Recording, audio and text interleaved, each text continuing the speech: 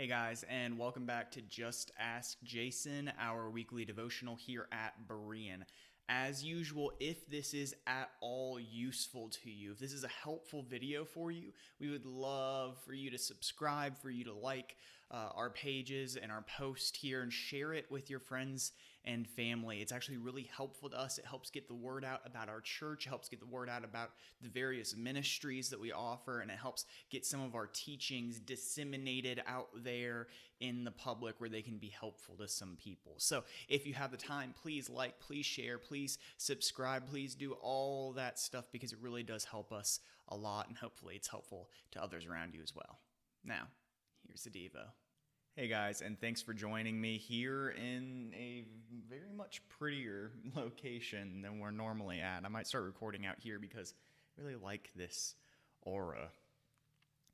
This week we want to talk about something that we actually talked about like 4 or 5-ish months ago in a sermon, not in a Devo, and that is, why is it that Christians gather? Why is it worthwhile being part of a church? That's a pretty important question in the age of COVID. I mean, think about it. We have so many different opportunities to do church on our own. We have plenty of videos and messages and devotionals like these. We have Bibles in our homes, and even if you don't have a print Bible, then most of us have a smartphone or a laptop like the one that I'm recording on, and we can access the Bible online. So what's the point of being part of the local church? A couple months ago, we gave one answer to that question, because I think there's a lot of answers. I think there's a lot of reasons, but we gave one big answer, and that is community, relationship. You don't form relationships with people who are writing blog posts or doing devotionals. I appreciate you for watching these videos, but you're not forming a relationship with me just by watching a video of me. You need to call or hang out with me or come over to have dinner with me and my wife or something like that in order for us to form a relationship, right? So relationship is an important part of why the church gathers. We see that in a lot of different places in Scripture. In Genesis 2:18, we're taught that we are made for relationship. God's speaking, and he says, "It is not good for man to be alone. I will make him an ezer." And I use the word ezer, not helper, there intentionally, because that's actually the Hebrew word there. The word is pronounced ezer. And helper is a really bad translation of it. We might do a lesson on that at some point in the future and why that's important. But the word is more like reinforcements. I'll make him reinforcements. Basically, the idea is I'm going to make him someone that's a lot like him that he can have a relationship with. Why? Because it's not good for man to be alone. Proverbs 18:24 speaks on friendship and says, "One who has unreliable friends will soon come to ruin, but there is a friend or a kind of friend who is closer than a brother."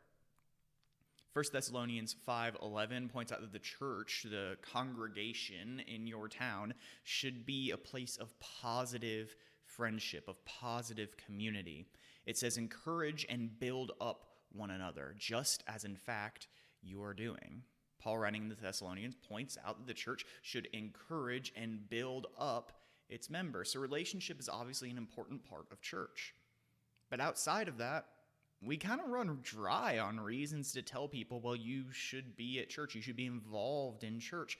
And with more and more online options, we can practice our spirituality independently of other Christians, and it seems like a pretty good deal to some of us. The only other fallback verse that we have is Hebrews 10:25. People throw out, well, don't give up meeting together. Paul says don't give up meeting together. So don't give up meeting together. And we act like just saying, quoting this chunk of a verse, it's not even the whole verse, just quoting part of it and saying, well, don't give up meeting together, solves the issue. And the fact of the matter is it doesn't. Why is it that Paul says we shouldn't give up meeting together? Relationship is part of it, but there's another part as well, and I think we should spend some time discussing that today. The second major reason why the church should not give up meeting together is found in, well, several places, but I think very clearly in Ephesians 4:14 through 16. Paul in Ephesians 4 is talking about the church and talking about unity. Actually, throughout Ephesians, he speaks a lot on the church and on the need for unity.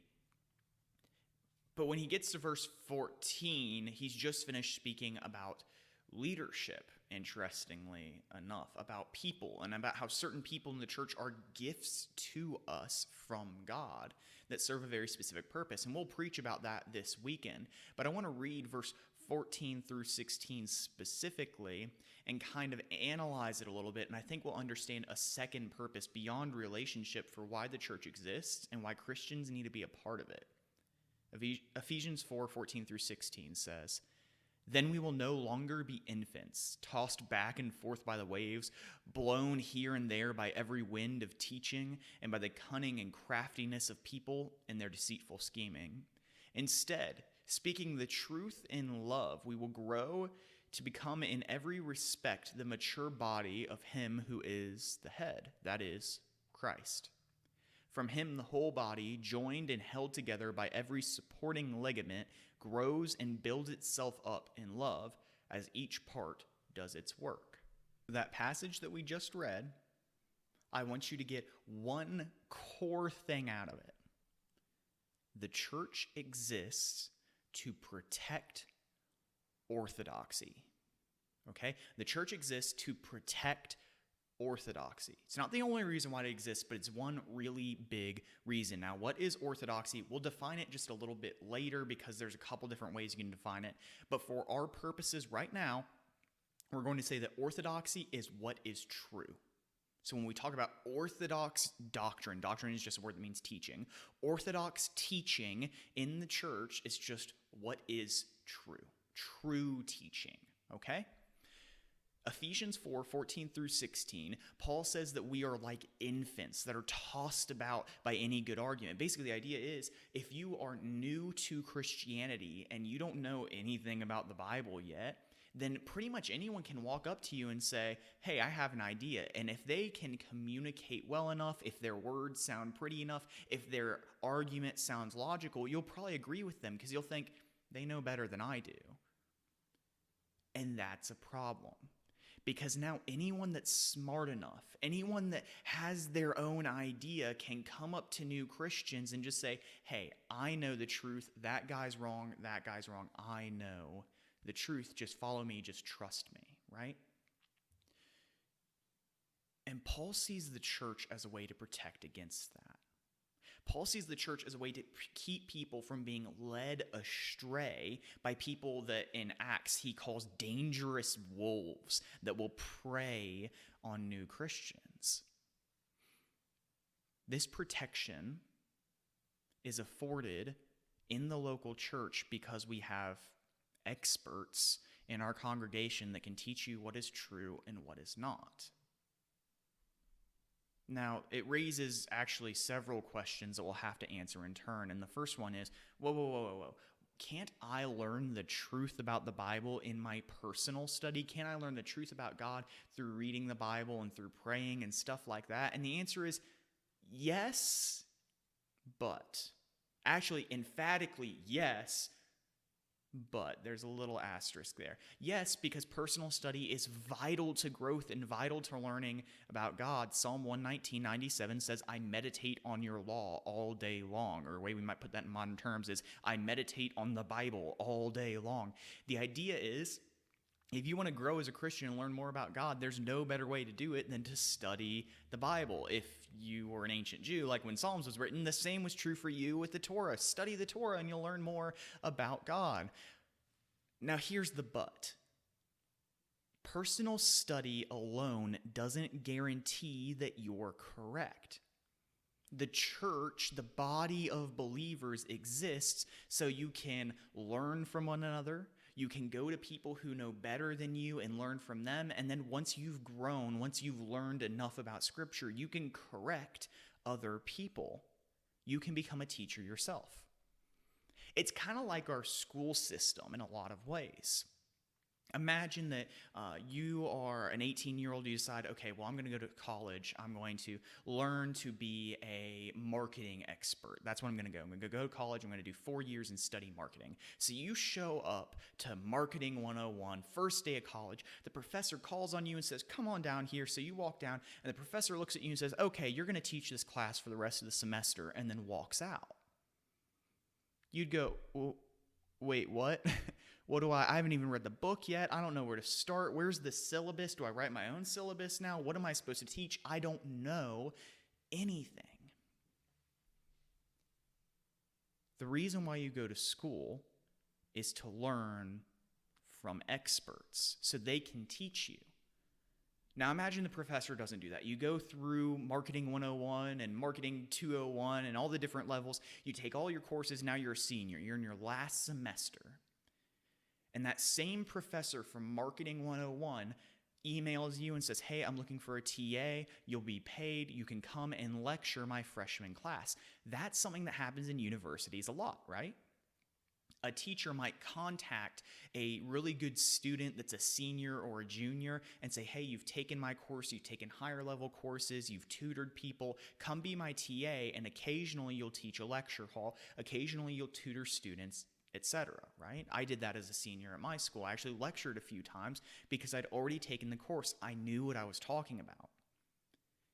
The church is much the same as a university in the way that we educate. We have a handful of experts in every church. The pastor, the elders, small group leaders. These are people who either have formal education, like pastors normally do, not always, but normally. They've gone to college, they've gone to seminary, they've spent, somewhere between 4 and 12 years learning about the Bible from some preeminent scholars from wherever in the country they went to school. And then you have elders who normally are older people. They're people who've been in the church for a very long time. They know a lot about the Bible. They've been mentored. They've read the Bible over and over and over again. They have a strong prayer life. And these people are qualified to teach because they've been trained. These are your professors and your TAs. They've been taught. They've been trained. They're capable of leading a lecture hall, as it were.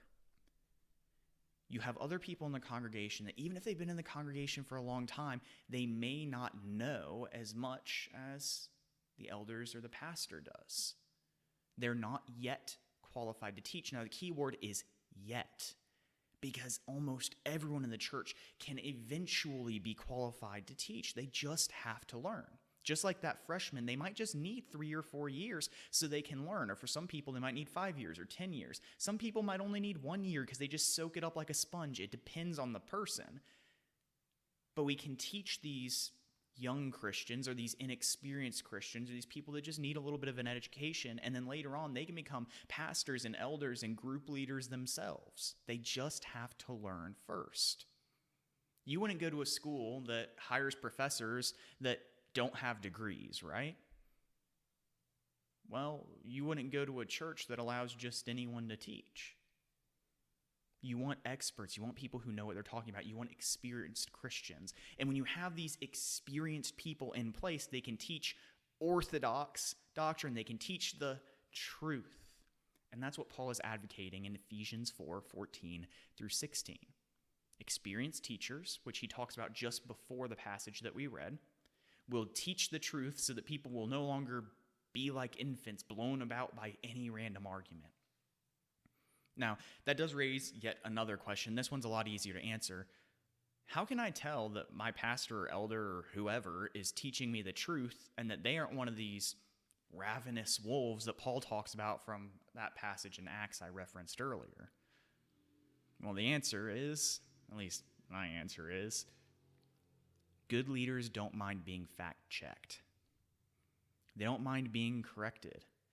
If you walk up to a good teacher who's honestly teaching the truth, or at least as close as they can, because everyone's wrong every once in a while, right? If you walk up to that good teacher who's trying to teach the truth and say, hey, you said blank in your sermon, I'm not sure that's correct. Where did you get that idea from? A good teacher will do one of two things. I'll either say, yeah, I don't think I said that right. Or they'll say, you know what? Let me show you where this idea comes from. They'll open up the Bible. They'll open up some commentaries. They'll say, hey, well, this person preached this sermon. I was listening to it. Let me send you the video. They explain it better than I did. Or maybe they'll say, okay, well, when you open up to Hebrews chapter 5, verse 10, this is what it says, and this is what that means. So they'll be able to explain to you why they teach what they teach. If someone disregards you or refuses to explain their reasoning, they might be hiding something, or at the very least, they don't have the right type of character. Now, a pastor very well may look at you after church on Sunday and say, I'm sorry, I'm just too tired. Can we talk about this some other time? It's okay. Dude or chick is probably very exhausted. Leave them alone. Let them do their thing. Let them recover. But a good teacher at some point will explain to you why they're saying what they're saying. If your teacher cannot explain that to you, they might be teaching error. So that's kind of how you tell the difference. Now, how important is orthodoxy anyways? The answer is either very or not very, just depending on what you're talking about. Here's the quick breakdown. There's certain issues that just aren't that important. Open theism versus Molinism, Arminianism versus Calvinism. Chances are you don't know what any of those words are because they're just not that important. They're fun debates. There's verses on different sides. It's kind of cool for a nerd like me to study, but ultimately, it doesn't matter. It just doesn't. It's a fun debate. It helps us learn more about God as we're trying to figure out which one's right, but it just isn't that important in and of itself. Those things are called non-essential. In orthodoxy and non-essential issues isn't that important. We pursue it, but it's kind of a bonus. It's kind of a cherry on top. You're still a Christian, even if there's some disagreement on issues like that. On the other hand, you have essential doctrines, essential teachings, things you have to believe, you have to know in order to be a Christian. And those are things like, is Jesus God? How can I be saved? Stuff like that. If you don't believe that Jesus is God, well, by definition, you're no longer a Christian. You might be something spiritual, some sort of pseudo-Christian, but if you don't believe Jesus is God, you're not a Christian. And these essential doctrines we have to agree on. And that's what Paul is concerned about in Ephesians chapter 4. He's not worried about whether you're an Arminian or a Calvinist. Actually, they didn't have Arminians or Calvinists back then because those people lived centuries and centuries later. What Paul is concerned about is people denying that Christ is God, denying that Christ actually died, or a really weird group of people who thought that Jesus was kind of like a ghost that just floated around but didn't actually have a physical body. He's worried about weird little things like that we refer to as heresies. And his solution is, well, if everyone gathers together and they learn from qualified teachers, people who have more experience than them, and they fact check one another, and experienced Christians get together and put their heads together and really try to figure these things out, we will protect ourselves from believing heresies. We'll make sure that we agree on the core essential doctrines. Last but not least, we kind of touched on it before, but I'll rehash it here. Some of you might be asking, well, why is someone else's opinions more valid than my own? Why is it that I should listen to my elders and my pastor, and I shouldn't just listen to what I think is true? Let's go back to that university example. If you showed up at a school and you were taking a physics course, and they had a physicist with, not just a bachelor's and a master's, but like 3 PhDs and had won numerous awards and had studied at UC Berkeley. Like, if this person showed up and they were teaching your course and they told you something about physics, you would believe them, right? You'd believe them because they're an expert, because they know more than you. They've studied it for longer than you. In the church, we end up in very similar situations sometimes, where we have people who've studied much longer than us, that know much better than us, that can teach us the truth. Now, sometimes it's okay to disagree with our teachers, to debate and talk and reason things out. But the church exists for this kind of teaching to go on, where a teacher can teach something, and then someone can raise a question, and the teacher can hopefully answer them. And through that process, everyone gets closer to the truth. The reason why you should listen to your elders and your pastors is because, well, frankly, your elders and your pastors normally are much more educated in the Bible than most members of the congregation are. Not always, but a lot of the time. And if you are honestly qualified, if you know enough about the Bible to challenge their knowledge of the Bible, well, through friendly and loving conversation about your differences, you can both grow closer to God together, right?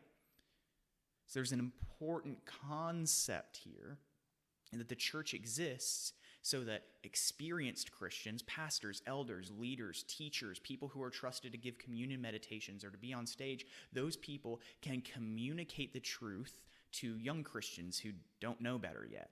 Not just physically young, but people who just haven't been Christians very long. And once they grow to a certain point, they disagree with their teachers, and these people can enter into a conversation to discover who's really right. Now, we're not going to be perfect. Of course, we're not going to be perfect. We're going to be wrong about some things. But if we can get at least the core things right, who is Jesus? How can I be saved? Then we are protecting ourselves as a church. But this doesn't happen when you stay home and study on your own. If you're just looking at the Bible on your own, you might come to some conclusions that just frankly are wrong, and no one's going to be able to point out to you or challenge those beliefs and make you reconsider unless you're a part of the local church. So why does the church exist? Well, it exists for relationship, but it also exists to protect true teaching, to protect orthodoxy. And that is a vital part of the church that we cannot forget about.